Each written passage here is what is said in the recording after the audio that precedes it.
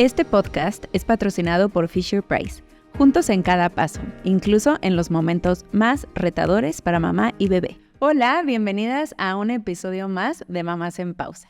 Estamos hoy muy contentas porque vamos a hablar de un tema que seguramente a todas nos agobia, nos angustia, al mismo tiempo lo disfrutamos, lo vivimos, lo lloramos, nos jalamos de los pelos de desesperación. Y ese tema es los terribles o maravillosos 2 y 3 años de los niños.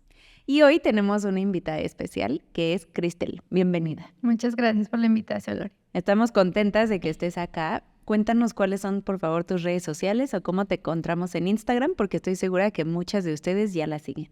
Mira, a mí me puedes encontrar como psico.crianzapositiva. Así estoy en todas las redes sociales. Estoy, la verdad, más activa en Instagram, pero en cualquier red social les contesto seguro. Ok, y además eres mamá de 2 pequeñitos. Platícame de tu maternidad.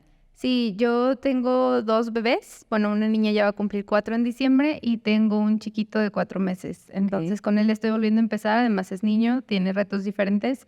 Y con la niña, sobre todo, me tocó el tema mucho de heridas de infancia. Me espejé mucho con ella por ser mujer. Entonces, sí, este tema de los terribles 2, maravillosos 2, yo creo que lo experimenté en carne propia con mi hija. Con ella fue al principio y ya ahorita, pues estoy viendo ahora más bien las peleas entre ellos dos, ¿no? O lo que empieza como de sus emociones. Ok, y platícame por qué decidiste especializarte en este tema o ayudar a otras mamás. Yo siempre en realidad he tenido como ese interés por los niños y en algún momento me tocó ir a brigadas de servicio social en la universidad. Entonces yo acompañaba familias y usualmente me dejaban a mí a los niños. Era como de trabaja con ellos, enséñale emociones y trabaja con los papás. Y alguna vez inicié con los papás con un tema que según yo les puse en ese momento, que era la chancla voladora, para hablar precisamente de la crianza. Y hablaba un poco del estilo de crianza democrático, que esa es la base de la crianza respetuosa. Entonces hablaba de eso y me empezó a llamar la atención, me empecé a capacitar, tuve a mi hija, mucho más todavía ahí, ¿no? Como para actualizarme. Ahorita, por ejemplo, estoy terminando ya un diplomado en apego seguro y trauma, entonces ya todo eso se complementó. Y cuando empecé a ver respuestas de las mamás de que estaban pasando por lo mismo, de que no era 1, sino 2 o 3 o 4 hijos en la misma situación, y apenas le platicaba a mi esposo, creo que ver los cambios y que me escriban y me digan, oye, ¿qué crees? Ya lo logramos, ya se deja sentar en el car seat sin ningún grito. ¿Qué crees? Que ya va a la escuela y ya no le pega al niño y cosas así. Es como que, pues no sé, yo dije, aquí es donde debo de estar, ¿no? Es mi lugar, me gusta y me sigo preparando para Y además yo creo que no tiene nada que ver la práctica con la teoría, ¿no? O sea, en cuanto uno se convierte en mamá y empieza a vivir todo esto, es cuando se pone más complejo o más divertido, ¿no? Porque muchas veces platicar como desde una experiencia ajena no es lo mismo que cuando lo vives en carne propia. Entonces, platícame, empezamos un poco como por los básicos. ¿Qué es lo que sucede con los niños en su cerebro, en su mente, en sus cuerpos, cuando cumplen 2 años, que pareciera que te cambiaron de niño en automático y empiezan a arrancar los berrinches o desbordes emocionales, el no, el yo quiero hacer todo, el reto, el pego, muerdo y todo lo que viene? ¿Qué es lo que pasa con ellos a los 2 o 3 años? Es que fíjate, igual quisiera como que pensaran un poquito si realmente ellos cambian tan drásticamente o somos nosotros quienes vemos las cosas que están cambiando. Porque tiene que ver mucho cómo estás tú como mamá o papá, tu estado emocional, para aceptar lo que viene, ya sea de una manera más favorable o sentir que lo que te está pasando es lo peor del mundo. ¿Por qué me gusta decirles eso siempre y partir de ahí? Porque sí es una etapa en donde los niños van evolucionando. A nivel cerebral ocurren muchos cambios y sobre todo empieza a agregarse el factor lenguaje. Entonces los niños empiezan a hablar y al mismo tiempo, de los 2 años hacia arriba, son niños que buscan mucho más periodos de autonomía, pero al mismo tiempo buscan estar protegidos y respaldados por sus papás. Entonces es esta dualidad de quiero separarme, quiero jugar y quiero explorar qué hay allá, pero tampoco quiero que me dejes y llévame. Es como esta parte del proceso de aprendizaje. El problema es que como papás estamos acostumbrados, la mayoría de nosotros fuimos criados con una crianza autoritaria o muy permisiva, que usualmente es más autoritaria, y pues no estamos acostumbrados a eso. Entonces, de repente, cuando un niño grita, cuando un niño dice que no, cuando un niño se tira al suelo, cuando un niño pega, pues nos descoloca. O sea, decimos, ¿por qué? Esto no debe de pasar. Y yo lo que reviso en consulta, por ejemplo, es que la mamá o el papá, usualmente la mamá, me dicen, ¿sabes qué, Cris? Lo que quiero es que deje de gritar, deje de pegar, deje de hacer esto. ¿Y qué si quieres? Quiero que obedezca, quiero que se siente, quiero que aprenda a compartir. Y si te das cuenta, detrás de todo eso es yo adulto quiero que él haga algo. Tener autoridad. Yo quiero que haga algo porque eso me va a funcionar a mí, para mi dinámica, porque tengo que salir a trabajar temprano, porque en las tardes, no sé, yo duermo sola a los niños, o por cualquier cosa que tiene que ver con nuestra vida de adulto. Y entonces ahí no hay tiempo y nos ganan las prisas, perdemos la paciencia. Y entonces imagínate, por acá el niño que está creciendo a nivel emocional, cerebral, con cambios, autonomía, y que yo no tengo tiempo ni siquiera de dejar que se sirva su propia agua. Porque si se sirve se la va a tirar y entonces yo voy a tener que limpiarle. Y entonces, qué lata. Y para yo evitarme el conflicto, pues mejor no le fomento la autonomía. Okay. Pero entonces, como no le fomento autonomía, pues el niño se queda como si estuviera enjaulado y los terribles dos empiezan a salir. Porque ese lenguaje al final es él tratando de decirte o ella tratando de comunicarte y decirte, ponme atención, hazme algo, necesito más esto o aquello, pero estamos tan enfocados en que no hagan que se nos olvida lo que sí quieren hacer. Y ese es el problema. Claro, acabas de decir una palabra que me hizo así, ay, al fin es la palabra que he estado buscando durante años. Yo tengo otro también, tengo 2 hijos, uno de 9 meses y otro de casi 4 años, ¿no? Y atravesamos los 2, 3 por ahí. Y esa palabra que mencionaste de te descoloca, dijiste eso, es tal cual lo que yo creo que siento yo y muchísimas mamás, ¿no? Todas las que hablamos de es que ya no sé qué hacer, porque justo es eso, es la palabra de no me obedece, no sigue instrucciones y siempre viene desde uno como esa frustración de por qué no estás haciendo lo que yo quiero. Entonces, si a todas o a muchas de las mamás nos pasa eso, ¿por qué crees y cómo podemos hacer para empezar a trabajar primero en nosotras mismas? Porque a la que le está causando esa frustración, enojo y demás, es a nosotras como mamás. No sé si ya hayas escuchado justamente el tema de heridas de infancia, como que sonó mucho, ¿no? En redes sociales. En realidad, otros lo conocen como trauma. Tiene que ver con tus propios problemas personales.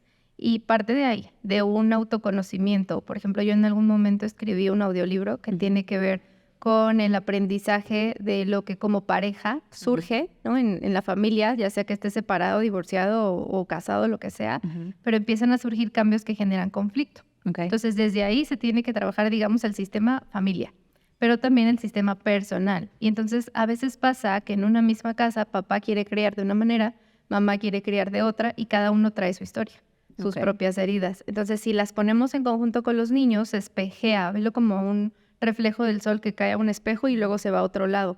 Eso es lo que pasa con las conductas desafiantes. Entonces, como hay conductas desafiantes que nos retan y nos descolocan, pues justamente es ahí donde ya no sabemos qué hacer. Lo más conveniente sería que puedan empezar con algún tipo de terapia, el que sea, no importa.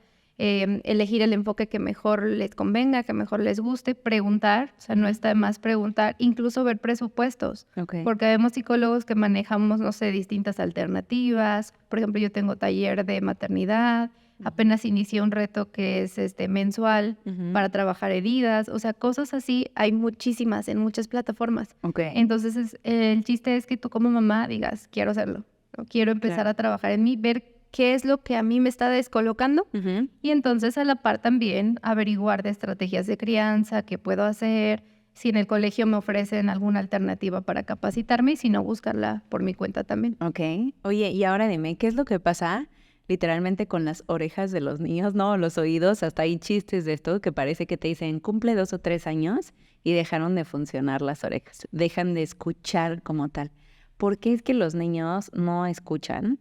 Porque yo sé que claro que escuchan, ¿no? O más bien, ¿qué podemos hacer nosotros como papás para conectar de alguna forma y los niños empiecen a escuchar? Si no es hacernos caso, porque entiendo que ya no es una crianza como de yo hago esto y debes de hacerme caso en este instante, ¿cómo podemos conectar con ellos para que empiecen a escuchar? Es que fíjate, lo que pasa en el berrinche como tal y el nombre que se fomenta en cuentas de crianza, por ejemplo, es el desborde emocional, porque justamente lo que pasa es que las emociones están desbordadas y entonces no queremos solo taparlas y que se guarden y ya, sino más bien ayudarles a que salgan y que tengan el flujo correcto para su desarrollo.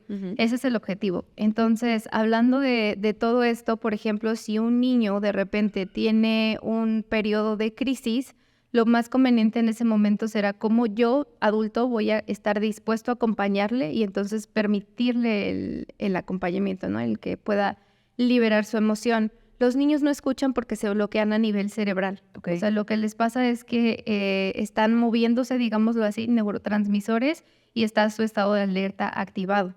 Entonces ellos sienten peligro o riesgo de cualquier situación. Si le pusiste un tono de voz, si antes no le has puesto límites y de repente el maestro en el colegio le dice, no agarres esas tijeras, y ese no ya lo sintió como demasiado abrumador. Por ejemplo, la llegada de un hermanito, todas esas cosas los pueden alterar. Entonces su cerebro está bloqueado, pero eso también nos pasa a nosotros como adultos. A mí me gusta ejemplificarles, por ejemplo, el proceso de duelo. Si, no sé si en algún momento has perdido algún familiar, algún amigo, una mascota, pero cuando pasa eso y te ha dolido mucho, estás seguramente llorando, en crisis, en shock, no sabes por dónde empezar, ¿no? ¿Cómo es que pasó esa tragedia? Entonces, cuando eso pasa, si yo vengo y te digo, Lore, pero hazme caso, pero por favor, mira, es que ayúdame, es importante que recojas tu cuarto, pero es que la casa tiene que estar lista porque van a venir las personas para el funeral y tal. O sea, tú me vas a voltear a ver con una cara de, ¿qué te pasa? O sea, no quiero hacer eso, no me interesa.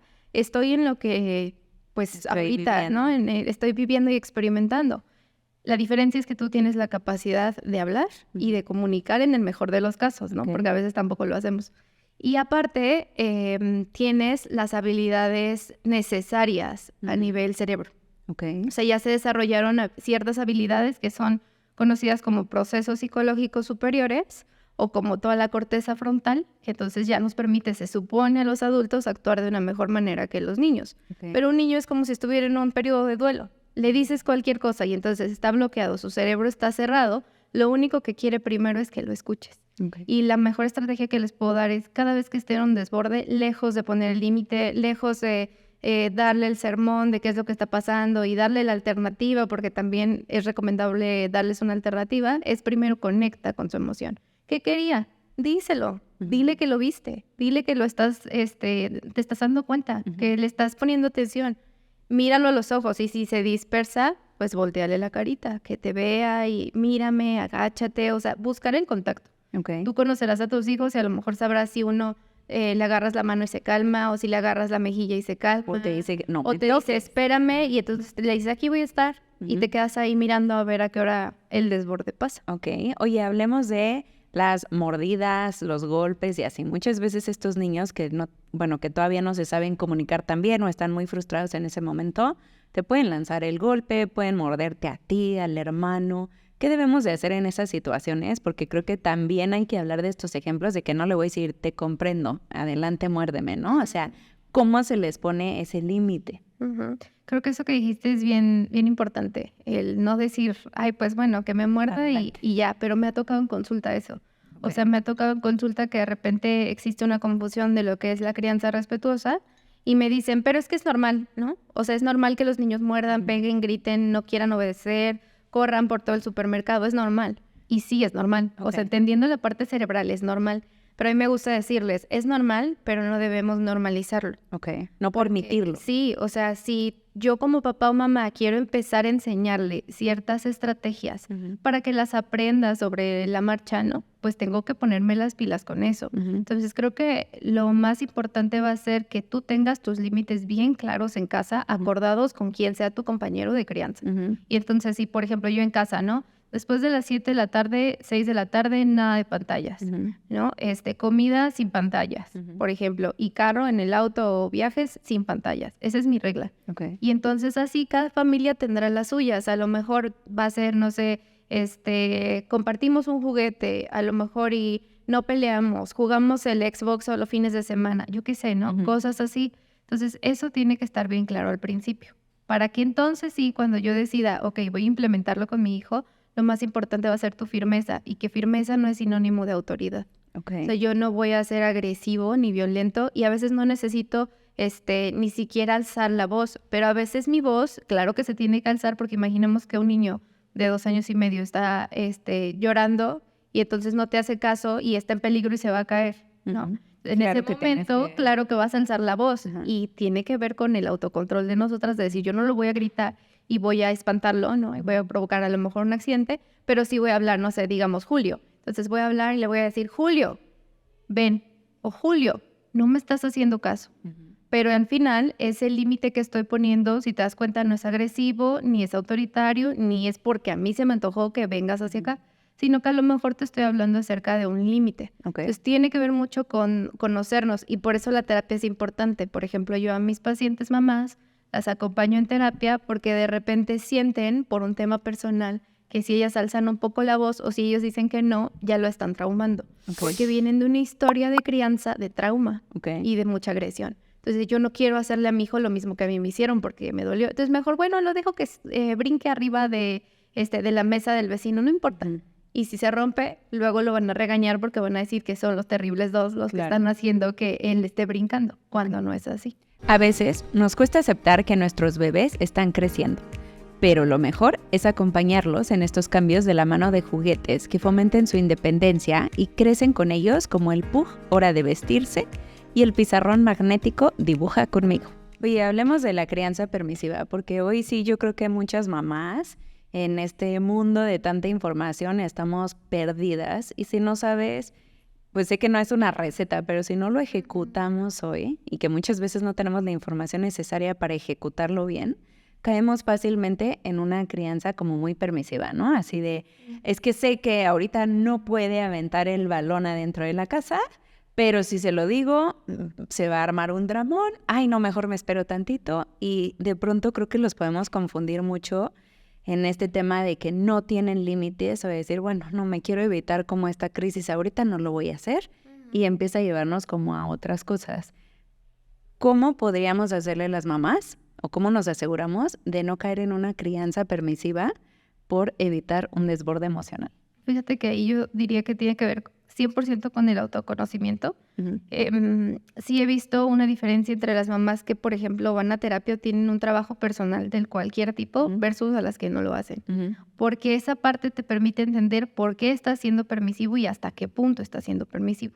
A veces si, no sé, soy permisivo, por ejemplo, apenas me pasó en esta semana en una consulta que una mamá estaba siendo demasiado permisiva porque el papá era el que perdía la paciencia y se ponía autoritario. Entonces la mamá, con este instinto de mamá protector, corría y lo quitaba y decía, bueno, déjale un rato la tele, que coma con la tele, no importa.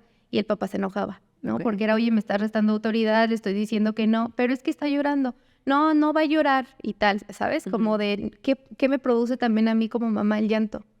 O sea, siento que no lo puedo manejar o por qué necesito que deje de llorar. Porque el objetivo no es que deje de llorar, sino más bien si va a llorar porque le estoy diciendo que no va a ver la tablet o la televisión mientras come, pues me va a tocar acompañar. Y ahí viene la clave de qué tanto tú estás disponible para acompañar. Porque si tú no puedes acompañar, lo más fácil, lo que vas a hacer más fácilmente va a ser permitir. Y vas a decir, pues bueno, ya está bien, un poquito, un ratito. Y si los niños se acostumbran a ese un poquito, un ratito, y el problema es que después tú quieres ponerle límites, ya no lo vas a lograr, o va a entrar al jardín de infantes, le van a poner un límite, también va a haber dificultad y señora, es que no me quiere hacer caso, no se sienta, no cualquier cosa. Y también hay un concepto que se conoce como alienación parental, que ese concepto se refiere a cuando un niño sabe que su papá puede darle ciertos beneficios o su mamá le puede dar ciertos beneficios y con el otro no. Y entonces empiezan a aprender a manejar las cartas a su favor. Ahí sí.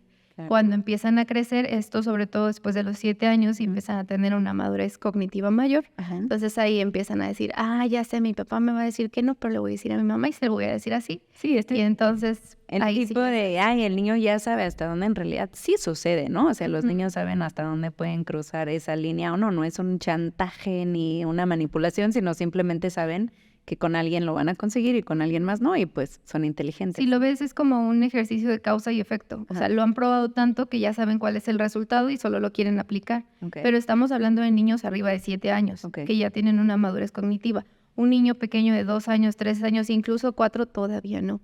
Pero ellos más bien solo lo hacen por prueba y error. Entonces, en esta edad, la primera infancia todavía, estamos muy a tiempo de corregir esas conductas para evitar que de adolescentes, en prepubertad o incluso ya en niños mayores de 7 tengamos estos conflictos. ¿Es cierto que los límites les dan seguridad? Sí, sobre todo, por ejemplo, a los niños que a lo mejor tengan un temperamento muy fuerte o que a lo mejor y tú de repente sientas que no sé, se alteran con muchas cosas, por ejemplo, perfiles sensoriales hipersensibles, hablando de niños con autismo, niño con TDAH, todo eso sí puede alterarlos incluso más, y se ha visto en terapia que existen muchos cambios cuando hay limitantes, pero a todos los demás, o sea, los niños que digamos son neurotípicos, de todas maneras los límites les propician como tener una barrera de protección, de saber hasta dónde sí y hasta dónde no. Ok. Oye, el típico, este es mío y yo no quiero compartir, que sucede muchas veces, ¿no? Cuando nos juntamos las mamás y, ay, estemos con los niños, va a ser una tarde divertida y solo se pasan como, no, este juguete es mío, no, yo no lo quiero compartir. ¿Hasta dónde sabemos si es normal, si no es normal? Y cómo es que los juguetes pueden ayudar en esta etapa. Es normal porque de todas maneras los niños cuando están en su familia, ¿no? Todo el tiempo desde que nacen, han crecido sabiendo que todo lo de su casa es de ellos. Entonces no tienen la necesidad de compartir hasta que llega un hermanito o hasta que van al jardín de infantes, ¿no? Okay. Entonces sí es importante, por ejemplo, yo un consejo que les puedo dar es que dejen que sus niños tengan cosas exclusivos de cada uno de ellos, porque es bien importante que cada uno le impregne como su sello personal y sienta que algo le pertenece. Eso es muy importante para el desarrollo de su autoestima, su autonomía, ¿no? En fin. Pero también es importante, por ejemplo, seleccionar, no sé, un juguete que a lo mejor sea ese juguete el que se comparte. Okay. Y entonces este juguete, si lo compartes con tu hermano, si viene tu amiguita al playdate, también se lo compartes. Lo podemos llevar al restaurante porque si te lo pide la niña se lo prestas, pero estos otros que no quieres compartir los guardamos. Okay. Y entonces si la regla, y ahí viene el límite, la regla y el límite es si vienen vecinos, si viene amiguito, primo, quien sea a la casa a jugar, no sacamos los juguetes que son tuyos. Okay. Solo sacamos los que podamos compartir. Y fíjate eso cómo te ahorra un montón de conflictos. Sí, ya le dices, esta canasta se comparte, ¿no? Ajá, estos sí y estos no. Ok, va, muy bien. Oye, tíos, abuelos, alcahuetes y demás, que muchas veces, digo, alcahuetes no lo quiero decir como en mala onda, pero pues de pronto para los abuelos o esta familia, que no es la familia directa hablando de mamá o papá, es difícil poner límites, ¿no? Y eso de pronto pues nos cuesta trabajo a todos, como le digo al abuelo que por favor esto no se debería hacer. ¿Cuál sería tu recomendación de cómo decirles a los abuelos o a los tíos que hay que establecer límites también y por qué es importante que estando dentro de casa se haga? Es que fíjate, son muchas cosas. Yo alguna vez le puse un límite a mi papá, pero fue del car seat. Porque me decía, no, es que no sientes a tu bebé ahí, cárgalo en el brazo, porque pobrecito, tenía creo que 2, 3 días de nacido. Y yo le dije, no, o sea, no tiene que ir en su car seat. No, es que le va a doler, pobrecito. Y yo, no, lo voy a acostar, pero es que va a llorar. Sí, porque es nuevo para él y no sabe, pero voy a estar al lado de él y le voy a acompañar y tal. Ay, bueno, Cristel, pues haz lo que quieras entonces. Y le dije, sí, efectivamente voy a hacer lo que yo quiera. Pero date cuenta, ahí a lo mejor mi personalidad para esos casos es muy directa. Decirle a mi papá, no le des leche con chocolate. ¿Por qué le das eso? No lo hagas. Ay, pero es que no seas payasa. Sí, soy payasa. Y no, eso no se va a hacer. O por ejemplo la sal, ¿no? No van a comer sal. ¿Pero por qué? Porque yo ya me capacité y no van a comer sal. Muchas gracias, yo traigo su comida. Y cualquier papá a lo mejor que no está acostumbrado a eso, ¿no? Es como malagradecida, ¿no? O como si estuviéramos tratando de imponernos ante quienes son nuestros papás también, ¿no? O cualquier persona.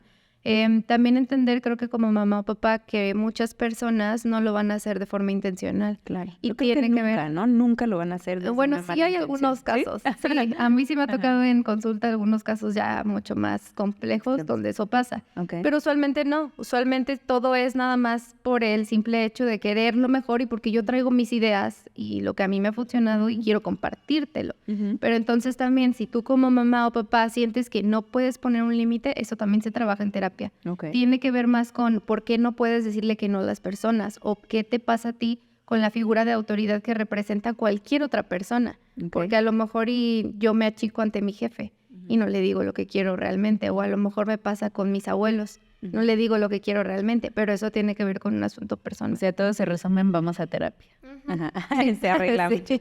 Ahora te voy a hacer unas preguntas muy rápido y me contestas lo más concreta que puedas. ¿Estás lista? Ok. ¿Cómo puedo lidiar como mamá con el no quiero de mis hijos? Creo que preguntándoles qué quieren, o sea, entendiendo un poco qué es lo que están buscando en ese momento para entonces brindarle una alternativa que sea más conveniente en ese momento. ¿Los castigos son buena o mala idea? mala idea, ya quedó muy de la old school y la verdad es que son efectivos para condicionar animalitos, tal cual para eso sirven. Para los niños no. ¿Cómo puedo aplicar consecuencias naturales en vez de castigos? Entendiendo que la consecuencia que le vas a poner a tu hijo tiene que estar directamente relacionada con lo que acaba de pasar. Tiro el florero, que lo limpie. Y si manchó, no sé, la pared, pues tiene que comprar pintura y tiene que pintar, algo así. Si mordiera a un hermano, ¿cuál sería la consecuencia natural? Tendría que reparar, ver de qué manera él puede hacer para que su hermano se sienta mejor. Y a lo mejor implica pedir una disculpa también. ¿Podemos obligarlos a pedir disculpas? No, porque al final solo van a aprender a repetir lo que tú les estás pidiendo. Y pues no es conveniente tampoco. ¿Cómo ponemos límites con nuestros hijos? Es muy amplia esa pregunta, pero creo que llegando a acuerdos con ellos, teniendo bien claro como familia qué es lo que valoramos y qué es lo que queremos inculcar. También, por ejemplo, si hay otros cuidadores primarios, que la abuelita se encarga del cuidado 24/7, por ejemplo, o una guardería, estar en sincronía con ellos. Eso va a ser bien importante. Y entonces explicar por qué estoy poniendo límites. Si es un límite de seguridad, si tiene que ver con una regla de un horario, una rutina o algo así. O a lo mejor incluso preguntándonos si creemos que es un límite, pero más bien es una imposición. Una técnica para mantenernos calmadas mientras los niños están en un desborde emocional.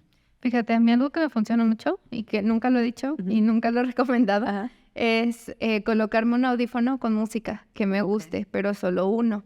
El otro sigue. Y entonces estoy escuchando lo que está pasando, pero me empiezo a concentrar por unos segundos en mi música. Incluso hasta tarareo, canto la canción, lo que sea. Y también otra estrategia que funciona mucho para contener a los niños es hacer ruido blanco con tu voz. Entonces, de repente, por ejemplo, yo me tocó una vez que mi bebé estaba en el suelo, mi hija le apretó la mano y le dolió mucho. Y entonces ya te imaginarás el llanto de un bebé muy agudo. Entonces mi hija empezó a llorar porque se asustó y los dos estaban llorando, pero en un tono bastante alto. Entonces ahí lo que hice es, a mi bebé le di leche, lo tenía aquí pegadito al pecho, mi bebé la acerqué conmigo y la abracé y nada más empecé a hacer eso así. Como si me desinflara. Volví a inflarme y otra vez. Hasta que los dos se calmaron. Y ya cuando se calmaron ya le expliqué a mi hija lo que había pasado y que no estaba bien. Y con mi bebé simplemente y también le expliqué a mi bebé que lo que había pasado era un accidente y que su hermana se arrepentía por eso. ¿Y qué opinas del tiempo fuera o retirar a los niños del espacio cuando cometen algo que no está bien? No, pues ya no es para nada recomendable. Antes sí, o sea, existió en algún momento, pero no es para nada recomendable porque lo único que ocurre es que aíslas al niño de la situación conflictiva, pero no le enseñas nada, lo pones en un rincón y le enseñas a que si tiene una emoción intensa, tiene que valerse por sí mismo y resolverlo.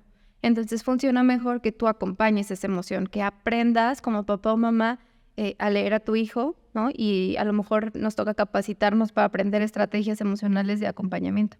El tiempo fuera más bien debería ser para nosotros. Sí, yo estoy colapsada y ya siento que le voy a gritar, que le voy a poner una nalgada o lo voy a jalar, ¿no? Del cabello.